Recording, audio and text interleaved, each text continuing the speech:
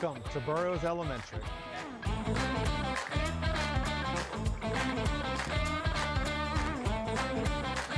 Welcome to Burroughs Elementary. I'm Miss Clark, and I love teaching here.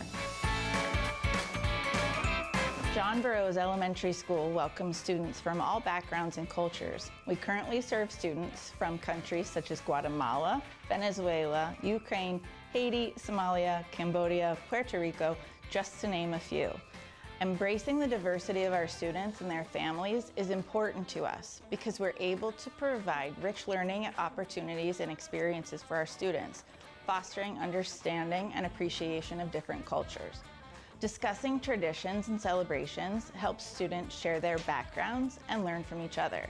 It promotes inclusivity and builds a sense of community, which creates meaningful connections and enhances learning. Our Burroughs mission is we will embrace all families as partners in our community, developing the whole child in a safe, engaging, and inclusive learning environment. Our Burroughs B's are be respectful, be responsible, be safe, be caring, and believe in yourself. So we have many wonderful community partners here at Burroughs that support our staff, students, and families, from churches, the Hilltop Library, tutoring programs, and dance programs. We want the whole family involved at Burroughs. We love having parents and caregivers in the building so that you can get involved through volunteering, coming to our school concerts, award ceremonies, fall celebrations. We love having the whole family involved at Burroughs. Burroughs Elementary School is named after a man named John Burroughs. John Burroughs was an American writer and naturalist that was very influential in conserving natural resources in America at the turn of the century. He is best known for his observations on birds, flowers, and rural scenes. There are 13 schools in the U.S. that are named after John Burroughs, our school being one of them. Our school used to be called John Burroughs Elementary, but it was later shortened to Burroughs Elementary. John Burroughs Elementary was completely renovated in 2009. We also have John Burroughs Park, which is an alternative recess space for our kiddos.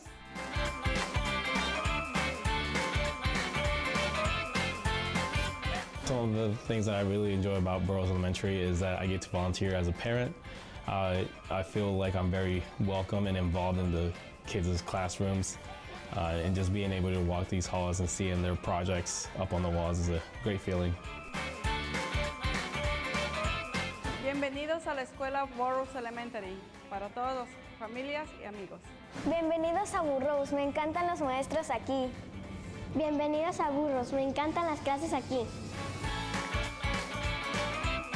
Burroughs is the best and the PE room is the best. Burroughs Space is the best place to learn. Burroughs offers many special programs for our students, including our physical therapy, occupational therapy, and as well as physical therapy. We also have special education programs, as well as a special education program for our pre-K students, and a full-day pre-K program as well.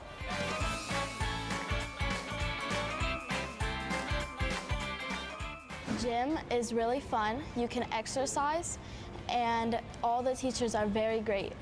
Burroughs is pretty fun. We get to get B-Bucks sometimes if you're good, and you can exchange them for prizes. Burroughs Elementary should be happy to be here. Thank you so much for watching our video about Burroughs. We hope to see you come to a Burroughs family soon.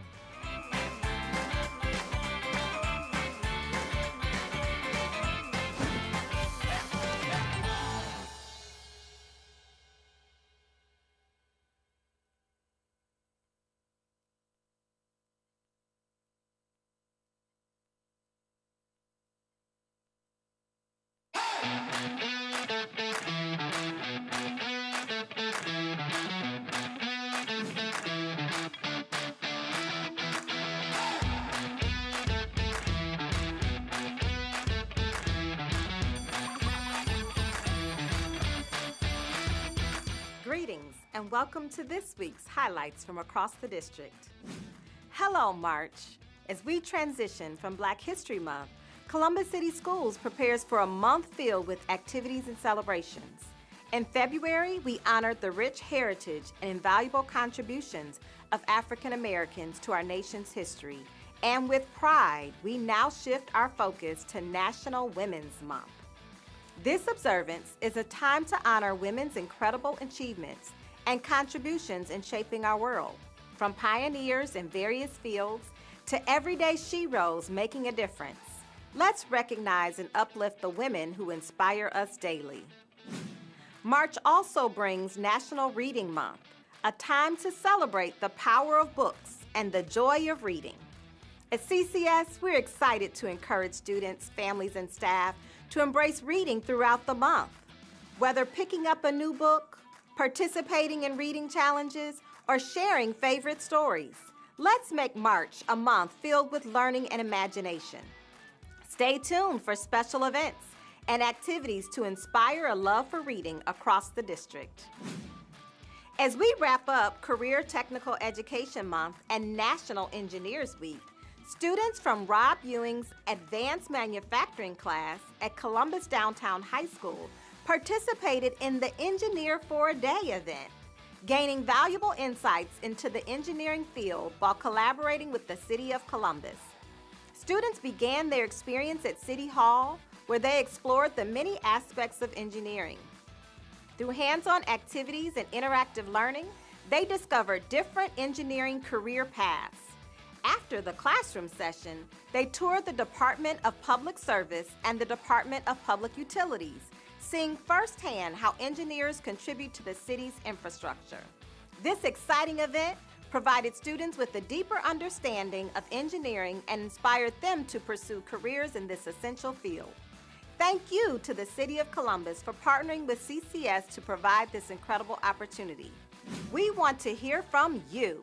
The Panorama Survey is now open for submissions and will be accepting responses until March 14th. As a district, we're committed to fostering an environment where everyone thrives, and your feedback helps us get there. The Panorama Survey is your opportunity to share your thoughts on our progress, helping to shape the future of our district. Mark your calendars and get ready to have your voice heard as we work together to create a district where all students, staff, and families feel seen, valued, and supported. Thank you for your input. Your voice matters. At CCS, you belong. It's about that time to spring forward.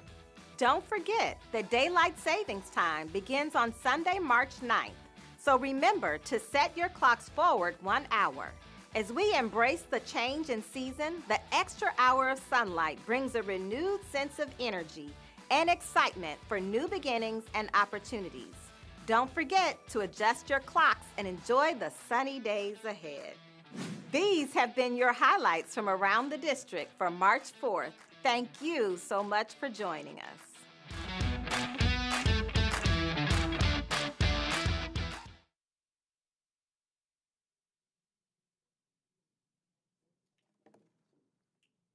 Good evening, everyone, and welcome to today's March 4th, 2025 Columbus City School Board of Education meeting. Please call the roll, Mr. Treasurer. Ms. Ingles? Here. Ms. Reyes? Here. Mr. Simmons? Here. Ms. Vieira? Here. Vice President Adair? Present. President Cole? Present. You have a quorum. We'll rise for the Pledge of Allegiance. I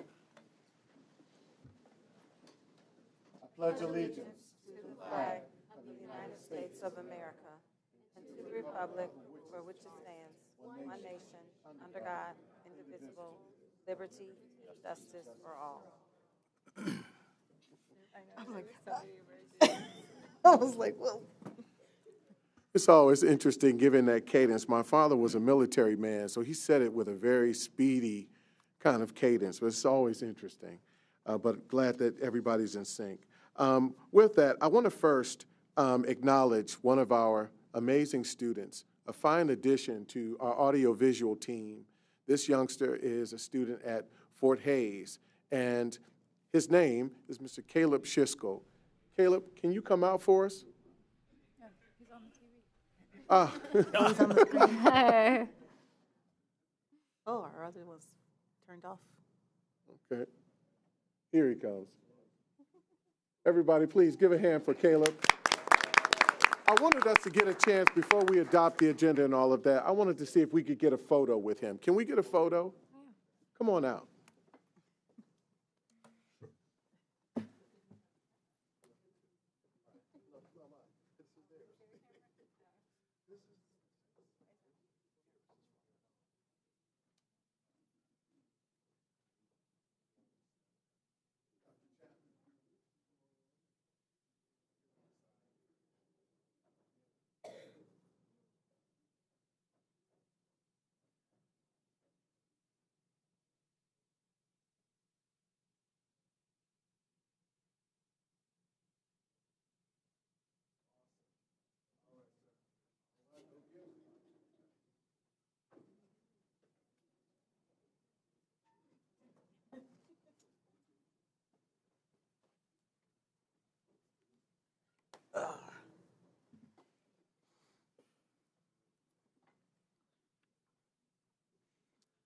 I always love to take the opportunity to acknowledge our students and fine staff who are just doing an awesome job.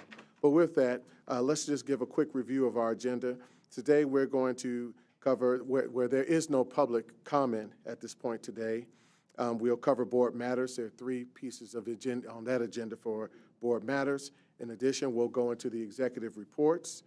We'll go into the public hearing on reemployment of retired employees.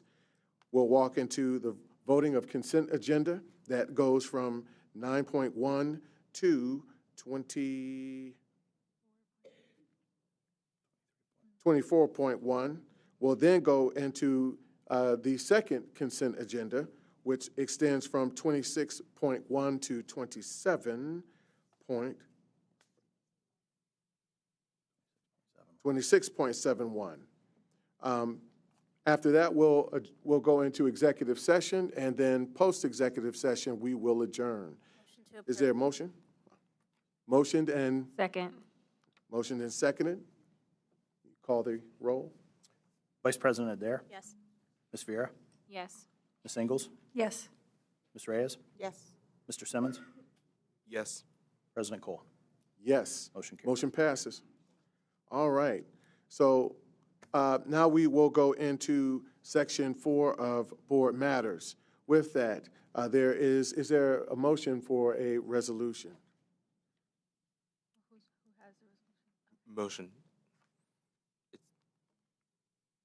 Go ahead, Mr. Simmons. Thank you. This evening, I'm pleased to invite Melanie Rollins, a social worker at Marion Franklin High School, along with students Eris Billingsley, Kiana Johnson, and CEA Vice President Phil Hayes, along with all of our dedicated school social workers, to the podium as we celebrate National School Social Work Week.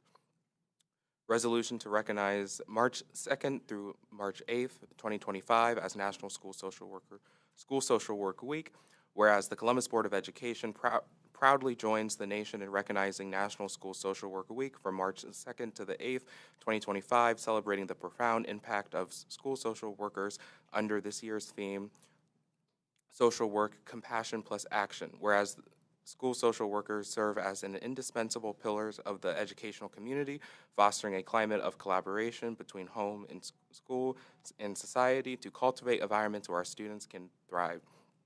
Whereas through their unwavering dedication, school social workers provide critical intervention and advocacy for students facing significant challenges, including poverty, discrimination, abuse, addiction, and bullying, barriers that can hinder their academic performance and personal growth. Whereas the Columbus Board of Education recognizes the invaluable contributions of school social workers whose steadfast commitment strengthens families, enriches schools, and enhances the well-being of the broader community. Now, therefore, be it resolved that the Columbus Board of Education hereby proclaims March 2nd through the 8th, 2025 as National School Social Work Week, honoring the dedication, professionalism, and compassion of school social workers who serve as advocates, mentors, and champions for our students. Be it further resolved that the Columbus Board of Education encourages all residents to join in expressing deep gratitude for the tireless efforts of school social workers, whose enduring impact shapes and brightens the futures for our students and strengthens the foundation of our community. Second. All right, motioned and seconded. Call a roll. Ms. Vera? Yes. Ms. Ingles? Yes. Ms. Reyes? Yes. Mr. Simmons? Yes. Vice President Adair? Yes. President Cole? Yes. All right, motion passes. The floor is open at this point in time to give you guys an opportunity to share some comments with us. We are greatly appreciative of your work and love to hear from you all. Yeah, I know. Working in CCS has been probably, without a doubt, the highlight of my career. I've been doing this for upwards of 15 years now, and I've kind of worked all over social work. But it's an honor to serve in this district, and especially at Marion Franklin High School. I've been really lucky to work with the students that I've worked with, and with the staff that I've worked with. I got to work with Ms. Vera last year trying to save our school, which we did successfully, so that I could stand with these students this year. And these are just a few of the students that I'm super proud of at Marion Franklin that have done a lot of hard work both inside and outside of the classroom to get to their senior year, and all three of them will be graduating this year. So I hope to be here till the end of my career. Go for it. Yeah. Hello, my name is Precious. I knew Ms. Rollins since I was a freshman all the way to my senior year. She helped me meet people, get uncomfortable. I don't like talking to people, so she made me meet new girls retreats, girls groups. She made me experience a lot. She taught me a lot during my 4 years. At first, my grades wasn't right, but she ended up helping me, tutoring me, Precious, you can do this, you can do that. But Ms. Rollins is a great person. She's a safe place at Marion Franklin, and we're glad to have her, and we love her. Awesome.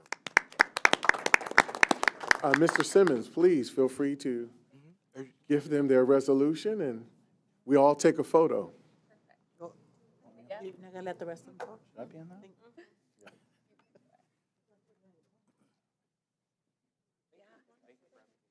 Absolutely, thank you. I don't know which direction they want us to go or where they want us to go. Thanks. Thank you. Thank you.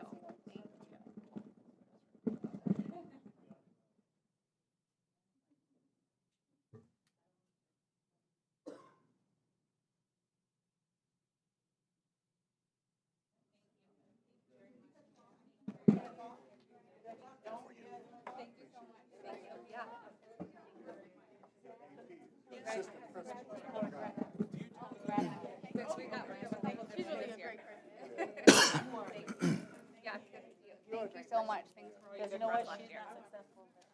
Absolutely. I couldn't do it without her. I will tell him that. I will tell him that. All right.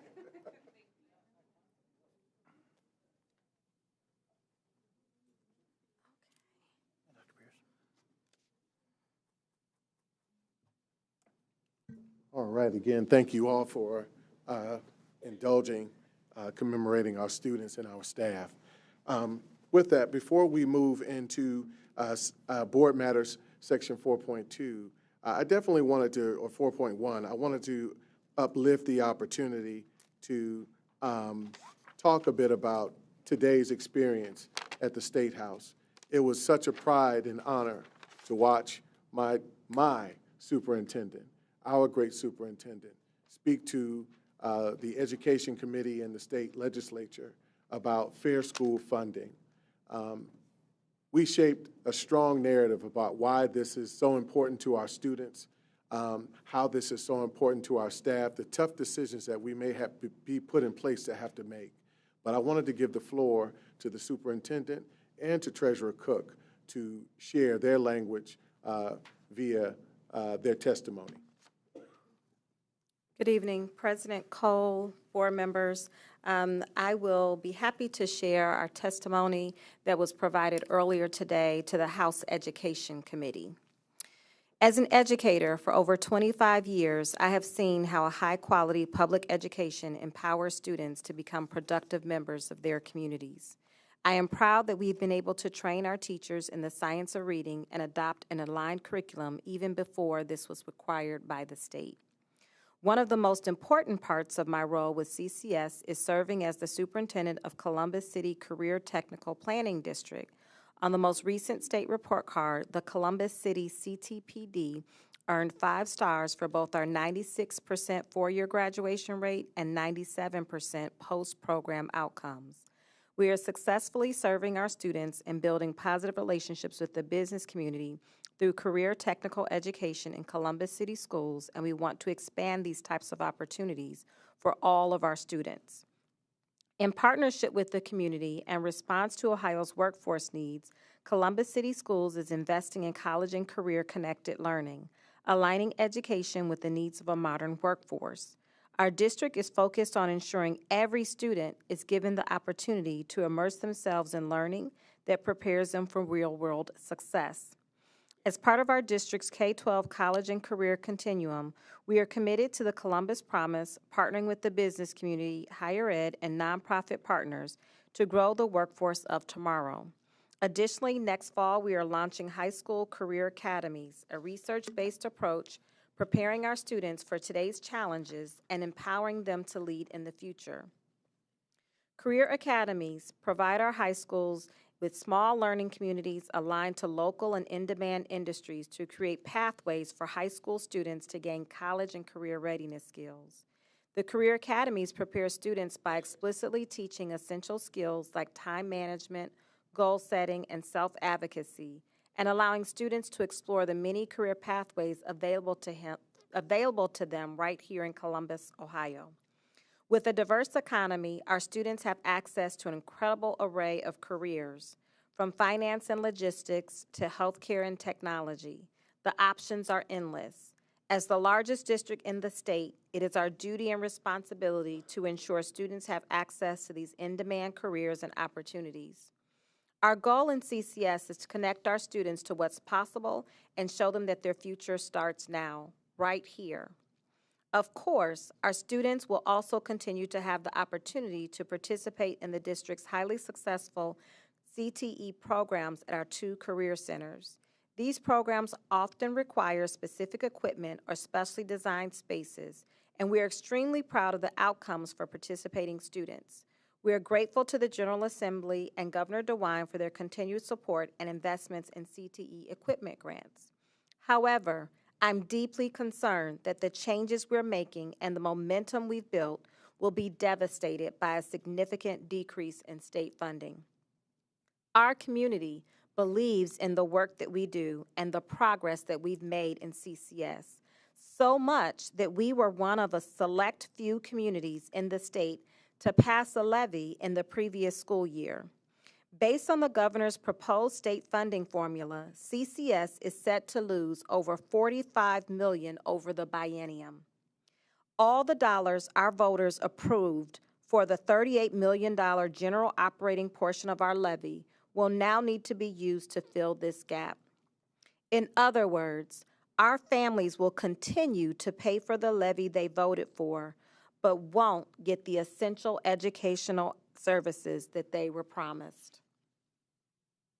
These levy funds cover important services such as career advising expansion, support for the development and implementation of career-connected learning, math professional development, credit recovery programs, newly opened preschool classrooms, building substitutes, school counselors, and summer programs, to name a few. With the proposed cut in state funding, the district will be forced to make incredibly important decisions between staffing and programming shown to provide high returns on investment. Columbus City Schools is projected to lose these state funds because the administration's formula calculations include increased property tax valuations, but does not update what it costs to educate a child in 2025.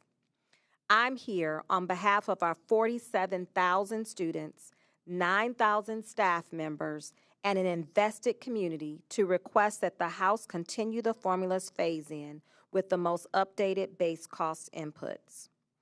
Again, thank you for the opportunity to testify and to share this context with our board, with our community, and we're hopeful that the House will hear our advocacy and hear, again, the needs and the impact that these significant cuts will have on programming and staffing in our district. Thank you, Dr. Chapman. Thank you. Treasurer Cook. Good evening. Good evening.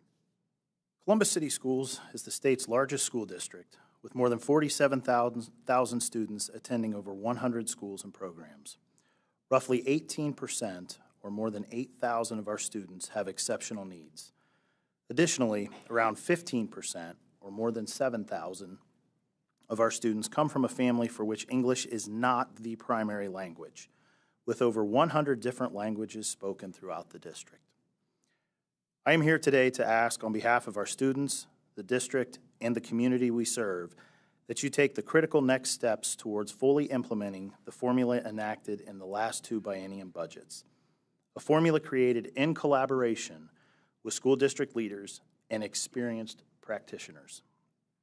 The Fair School Funding Plan provides an objective, rational, and transparent solution to school funding. This translates into real student needs and to concrete resources. However, for the formula to work as designed, it needs to be fully implemented. That means as we update local property valuations, we must also update what it costs to educate a child. If we update one without the other, the formula is broken. We appreciate that Governor DeWine chose to include the final 2 years of the phase-in as a part of the executive budget proposal. While the full implementation of this plan is essential, it's equally important that the funding formula remains responsive to real-time economic changes by regularly updating the base cost inputs. Without regular updates to these inputs, the formula becomes imbalanced, shifting a greater financial burden onto our local taxpayers. In our district's most recent 5-year forecast, our current state share is approximately 20%. Yet under the executive proposal, by the end of the biennium, our state share will hit the 10% floor. This treats our families as if they are as wealthy as those in affluent suburbs, communities with far greater income, and serving fewer students with significant needs. Let me be clear, this is not because our students and families have suddenly hit the lottery. It's simply a construct of a formula that only shifts one side of the ledger. Based on the governor's proposed state funding formula, CCS is set to lose over $45 million this biennium. I am here today to request that the House continue the formula's phase-in with the most updated base cost inputs. I urge this committee to prioritize these critical areas as you consider the state's budget, and thank you for your time and attention. Thank you both so much for your courageous step forward to speak to our state legislature about this. With this in mind, I'm going to motion that we accept the resolution to reaffirm Columbus City Schools Board of Education support for the Fair School Funding Plan and increasing the base cost inputs for fiscal years 26 and 27. With that, whereas the Columbus City School Board of Education adopted resolutions on November 17th, 2020, June 15th, 2021, and March 21st, 2023, strongly endorsing the Ohio Fair School Funding Plan, the plan, and encouraging the General Assembly to adopt the same. And whereas the plan lays out a rational, transparent, comprehensive, and most of all, fair system for funding schools based on the actual costs of providing of a basic education for all students in Ohio, AKA the base cost. And whereas the plan creates a framework for providing additional resources to meet needs beyond those of basic education, including the areas of the social, emotional, and safety and mental health of students. The additional challenges driven by students living in poverty, with special needs, with limited English proficiency, and who are academically gifted. And whereas the plan was adopted in the biennial appropriation bills of the 134th General Assembly and the 135th General Assembly. And whereas the governor's proposed executive budget for fiscal years 26 and 27 includes fully funding the plan, but does not include increasing the base costs using most current data available. Whereas, under the governor's proposal, the revenue loss over the biennium for Columbus City Schools would be over $45 million. And whereas, the Ohio General Assembly has an opportunity to fully fund the plan and to increase the base costs using the most current data available, allowing the state to fulfill its constitutional duty to fund education, based on costs. And whereas Ohio's school funding system is based on a theory of shared responsibility, whereas both the state and local community have a proportional responsibility to ensure that every student has the opportunity to receive an adequate education. Whereas the residents of Columbus City Schools District have fulfilled their responsibility by passing a general operating levy in November 2023, now therefore be it resolved. The board reaffirms its strong endorsement of the framework of the Fair School Funding Plan and requires that the Ohio General Assembly adopt the plan as part of the biennial appropriations bill and increase the base cost inputs using the most current data available. And therefore be it resolved that as necessary during the legislative process, the board directs the superintendent and treasurer to continue to work on behalf of the district on any additional language related to reform, related to the reform of the current school funding system and implementation of the tenets of the Fair School Funding Plan. And be it further resolved that the board directs the superintendent and treasurer to advocate for the proposed actions contained herein to the Ohio General Assembly and the governor of the state of Ohio. And be it further resolved that the treasurer is authorized to deliver or cause to be delivered a certified copy of this resolution to the members of the Ohio House of Representatives and the Ohio Senate, and to the office of Governor Mike DeWine. Second. Motion is seconded. Please call the roll. Ms. Ingles. Abstain as an employee of the legislature. Dr. Pierce. Yes. Ms. Reyes. Yes. Mr. Simmons. Yes. Ms. Vera. Yes. Vice President Adair. Yes. President Cole. Yes. I'm going to take the privilege of offering just folks who may have a shared statement that's relative to this, just a moment to offer a word about how this resonates with you and where we are in terms of our priorities for our students first and how this impacts. I'll just give just a few moments to make a comment for those who want to share something.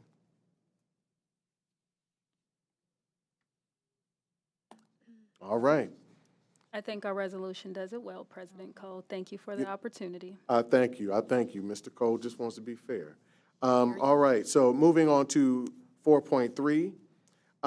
This is my appointment of, and let me start by saying I'm really excited that our Community Engagement and Advocacy Committee is taking the work and steps to find the most talented people to work in committee with us. We've got some amazing folks throughout all of our committees, but I'm excited at the fact that you found 3 additional people. I am appointing at this point in time Amber Snyder from the Mid-Ohio Food Collective, Christina McLeod from the Community Refugee and Immigration Services, Ms. Niel Jurist from the she is APR Chief Communications and Government Affairs Officer with the Community Shelter Board. I'm excited to have these folks join you on your committee, and I look forward to the work that you have coming forward. Please note that moving forward as well, what I will be doing is working with each committee chair to walk through what your agenda actually is, make those confirmations, any tweaks where necessary, but we're making sure that we're keeping in alignment with our goals and guardrails, and most importantly, with the charters that we all adopted for our committees, okay? I'll certainly send word out about how that process will work via email. President Cole, if I could, for yes, this ma'am. one, I would just like to add that I appreciate the diversity of the brought forth nominees for this committee. I think as we have heard the response from our community about increased engagement and seeing the alignment of individuals that are connected to the needs that our superintendent and treasurer have indicated our families have, it is a really good step forward. And so, great job. All right. That is a thank you to you. All right, we'll go right into executive reports. With that, Dr. Chapman, do you have anything to report to the board tonight? No, I do not have an executive report this evening. Thank you. All right, thank you. Mr. Internal Auditor, Mr. O'Connor, always good to see you as well. Is there a report this evening for us? No report this evening, thank you. All right. And Treasurer Cook? I guess I do have a report. That's right. Last but never least. Last but not least, that's right. A couple of things I want to talk about tonight. We'll get to House Bill 96 budget updates. But first I wanted to revisit 2 weeks ago, we had an amazing opportunity to meet with Dr. Marguerite Rosa from Georgetown University to discuss academic return on investment. It was what I thought was an amazing day. We had about 65 of our peers across the district, as well as Dr. Chapman, Internal Auditor O'Connor, and our board leadership there as well. There's a lot of work that we have to do around finances. We've noted that tonight. We'll take a look at the budget at a high level here in a few minutes. But this work is going to lay a foundation for us to begin to look at our expenses and how do we maximize dollars in the classroom for student achievement. I've had nothing but positive feedback. I'm going to put a couple of you on the spot that were there. If you would like to weigh in, share your experience. My office is dedicated to making sure that we implement this with fidelity. I know Auditor O'Connor has shared his interest in this as well, as has Dr. Chapman. So I look forward to sharing more about the details of how we're implementing this in the coming weeks and months, but we're excited to dive in and take a look at how we're going to begin to maximize these dollars. So I will open the floor to anyone that was there that would like to provide some feedback on their thoughts or experience. Are there any thoughts from the board? Any questions from the board? I'll just share a couple thoughts. Please. It was really, as you said, it was a great experience. We had a wide range of team members there from what we would say is all sides of the house. Yeah. Which I think is really the point, right? Because as we take our goals and guardrails, which are the thing that the superintendent and the treasurer and the internal auditor work towards, really figuring out how we align resources in a way that maximizes the investment that our community is giving to us in those areas to see the best student outcomes. And so having this wide range of people in the room, it was really just amazing to watch light bulbs appear and figure out, wow, this is something that, this makes a lot of sense and something that we can do. And doing it right will help our community and help all of us really be accountable to every dollar that comes into our district and will be aligned to show the results of our goals and guardrails.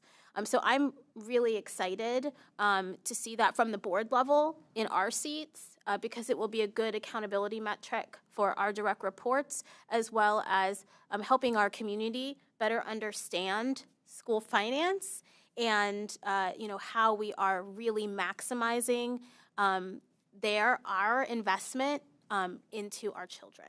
So thank you for allowing me to go. It was great. I'd like to thank the board leadership for being there, and then most importantly, my colleagues and your teams. I thought it was a great experience, and I look forward to moving this forward. So thank you both.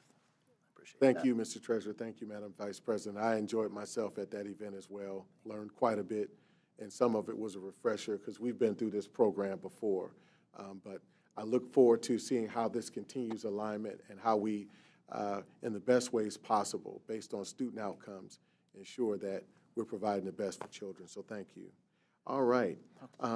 Moving into the public hearing on reemployment of retired employees. The first is pursuant to Ohio Revised Code Section 3309.345. The Columbus Board of Education gives notice that Molly G. Proto, school psychologist who retired from the Columbus City Schools effective December 2nd, 2024, is seeking employment with the Columbus City Schools as a school psychologist effective April 7th, 2025. There's no motion on these. They're just reading. Right. The second, 8.2, is public hearing on the reemployment of retired employees Perry L. Solano. Pursuant to the Ohio Revised Code Section 3309.345, the Columbus Board of Education gives notice that Perry L. Solano, Executive Secretary, #1, retired from the Columbus City Schools effective January 31st, 2025, is seeking employment with Columbus City Schools as an Executive Secretary 1 effective April 7th, 2025. President Cole, I think you got so excited about bringing our employees back that Treasurer Cook did not get an opportunity to give us the update on House Bill 9. Lord, have mercy, Jesus. We've talked a lot about the budget today, so I understand. Yes, we did. All right. Let me briefly revisit that. I want to discuss at a high level tonight House Bill 96 updates. We'll start with concerns. Traditional schools around the state of Ohio are going to receive $103 million less over the biennium compared to fiscal year 25. That's a big figure. That's a big gap in educating students. 56 and 59% of traditional schools receive less state funding year over the 2 years of this biennium. Over half each year. As we spoke earlier, the governor's proposal leaves out critical cost inputs. They're frozen at FY22 levels. There was a lot of conversation. This has been the main ask from superintendents, treasurers across the state. As we all know, we've had increasing pressure upward on the cost of educating our students. It hasn't gotten cheaper. Our light bills haven't gotten cheaper. We've all experienced that at home. We need the state to step up to that shared partnership and update those cost sets. That is a critical piece that keeps the formula working. Without that, it's clearly broken. So that is a must-have. Interestingly enough, voucher programs receive an increase of $265 million when compared to the FY25 level. Community school funding receives an increase of $221 million compared to FY25. So noting those two increases, I'd like to revisit my first bullet point. Traditional schools receive over $100 million less over the biennium budget. That's a concern. The impact to Columbus City Schools. Make no mistake, this budget as introduced is cataclysmic to the goals and guardrails, to our educational programs, to our staff. We're projected to receive $15.6 million less in state funding next fiscal year, which is FY26, followed on by an additional decrease of $16.7 million in FY27.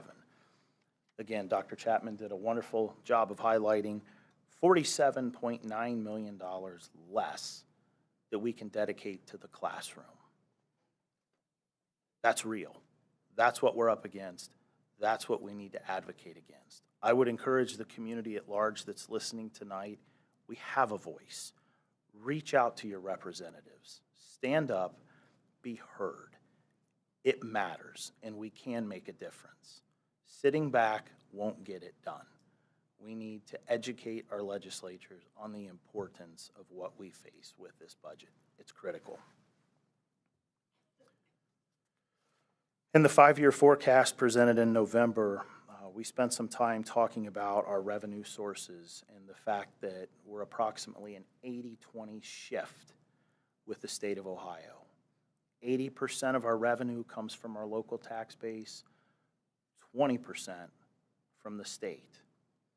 I think it's fair to say we weren't thrilled with that ratio when we discussed it. However, the news does not get better in this budget cycle. There is a massive state share shift that's underway should this budget proceed as introduced.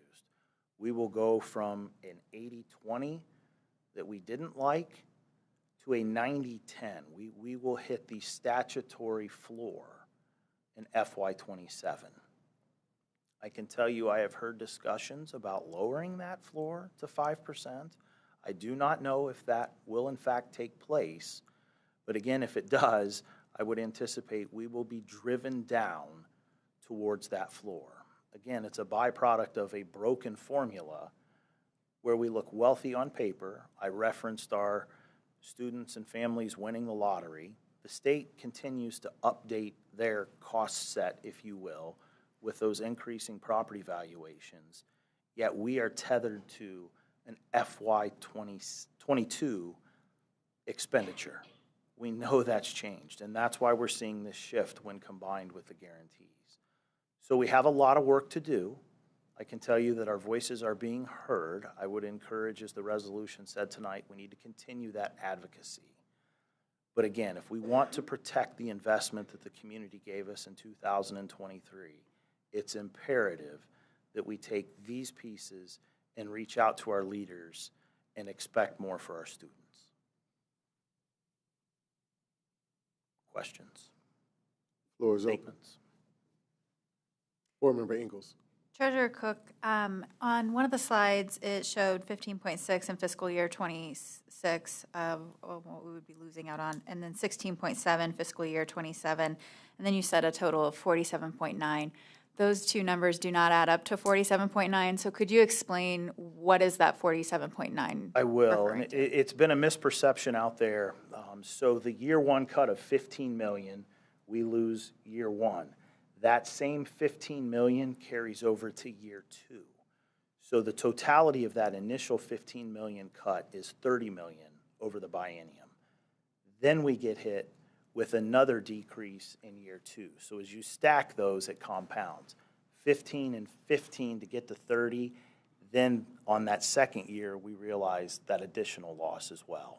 So that gets us to the approximate $45 million as it stands today. Very easy to look at it as 30. It's not. 15, 15 plus. Great question. Any additional questions? Vice President. On the first slide, when you were talking about the overall impact to traditional public schools across the state, do you know, are you aware of the percentage of public school students who attend traditional public schools in our state? I believe it is upwards of 85%. I've heard a lot of figures between 80 and 90, so I would say solidly 85. I think there's discussion that certain representatives that I've met with feel that we will remain. Public education is the bedrock. They do not anticipate that shifting in wildest estimates on the other side to an 80-20. They see that holding fairly steady. You also highlighted in the shift, and this graph here that's actually still up is talking about the shift to 90-10 by fiscal year 27. What is the actual direct impact on our taxpayers if we shift to the 90-10? So I think it's a great question, and the impact is going to be, as we've seen with school finance, House Bill 920, if we don't get updated cost sets, they continue to reduce our funding. It's interesting, we talk about property tax relief, and we want to relieve the burden on our taxpayers. Yet this very graph here shows we're shifting more and more and more of the burden to our localities. So real world for us at Columbus City Schools, we're going to be on the ballot more frequently. We have to educate our students. We know the costs have increased. We've seen the impact on the 5-year forecast. Driving more and more to our local tax base means that we have to go to our local tax base to plug those needs. And last, you did mention when we were talking about the 90-10, you said that this is the current floor, and you mentioned districts that would be more affluent than our district, and you said, you know, the State House believes that, you know, basically we won the lottery. Could you maybe just explain that a little bit more? Sure. What you mean by that, and why is it not fair for Columbus City Schools to be compared to a more affluent suburban district?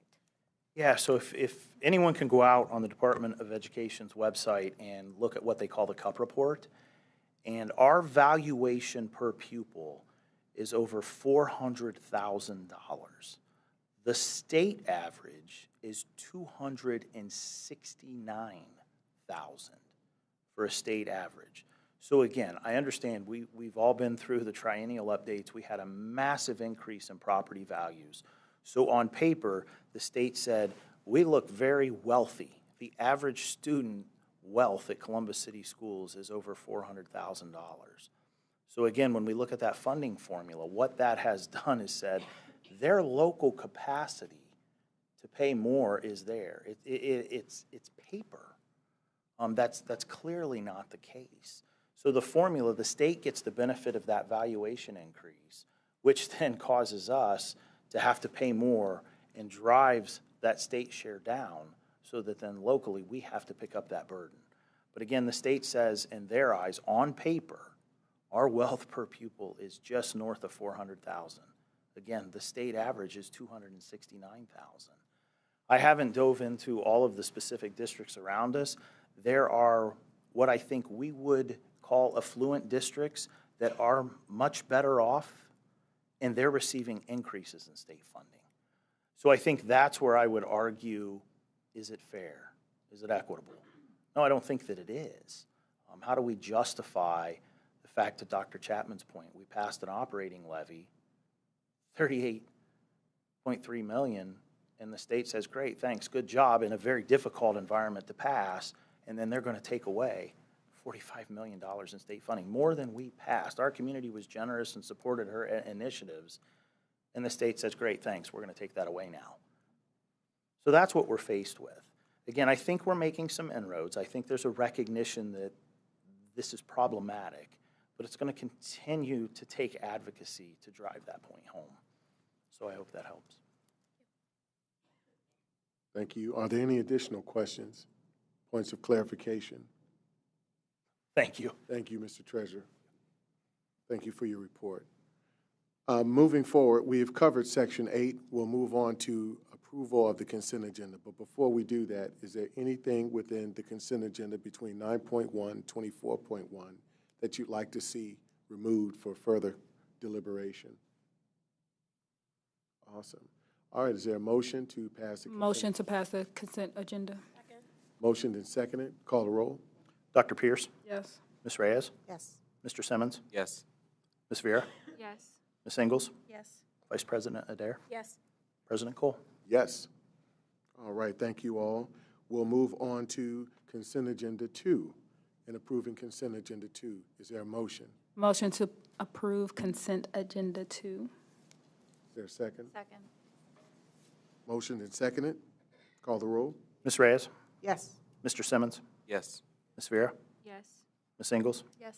Dr. Pierce? Yes. Vice President Adair? Yes. President Cole? Yes. All right, we'll accept a motion to go into executive session. Madam Vice President? Yes. It is recommended that the Board of Education move into executive session pursuant to Ohio Revised Code Section 121.22G1 to consider the appointment, employment, dismissal, discipline, promotion, demotion, or compensation of a public employee or official, or the investigation of charges of complaints against a public employee, official, licensee, or regulated individual, unless the public employee, official, licensee, or regulated individual requests a public hearing. Second. All right, motioned and seconded. Call the roll. Mr. Simmons? Yes. Ms. Vera? Yes. Ms. Ingles? Yes. Dr. Pierce? Yes. Ms. Reyes? Yes. Vice President Adair? Yes. President Cole? Yes. Motion carried. Motion passes. All right. Thank you all for coming this evening. We will now adjourn. We'll now move into executive session. Upon leaving executive session, we will adjourn, but we won't be doing it in the room. So thank you.